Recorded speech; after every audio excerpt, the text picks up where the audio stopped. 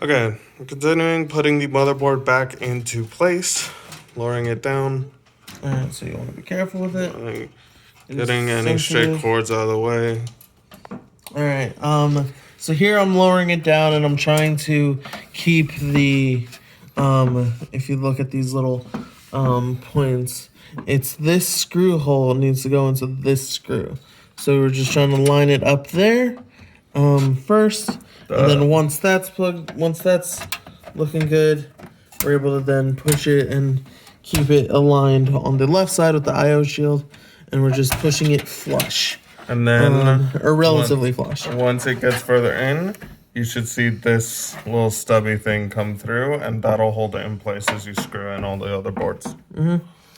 Alright, so if you look there, it's done, and if you look, this is where the extra larger motherboard screws could go.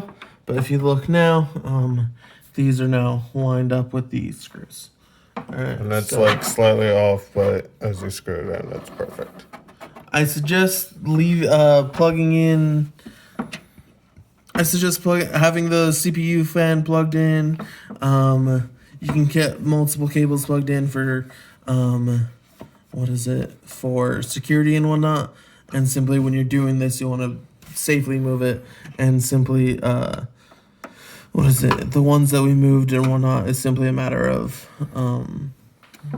ease of use. But pretty much you can play around with the motherboard before you slot it in, and once you do slot it in, it's in. So now you have to deal with space concerns. But yeah, moving the graphics card, for instance, frees up a lot of space. So here we're just screwing them back in and making sure it's properly aligned. If there is case damage, then and that's what caused the motherboard to not be slotted correctly. Then if that's the case, then a new case can be procured. No issue. Yeah, we can just get a new case. Everything else should be good. Slide it on into the new case, and you're done. Yeah. Same with the motherboard. In terms of cost, the case is the cheapest component. Yeah, it's the cheapest thing. The motherboard is the second cheapest thing.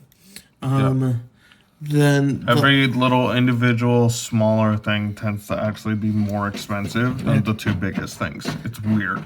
Yeah. The two expensive components of it are the graphics card and the Intel processor, which is under this big metal silver thing. Yeah, that fan is the CPU cooler. Alright, and the CPU is the second most expensive. Which your CPU should be perfectly fine, because this whole setup thing would keep it absolutely locked in place.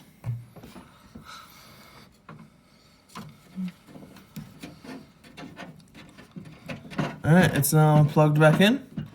And if you look again, now that it's all connected, I/O shield is just all good as is. Alrighty.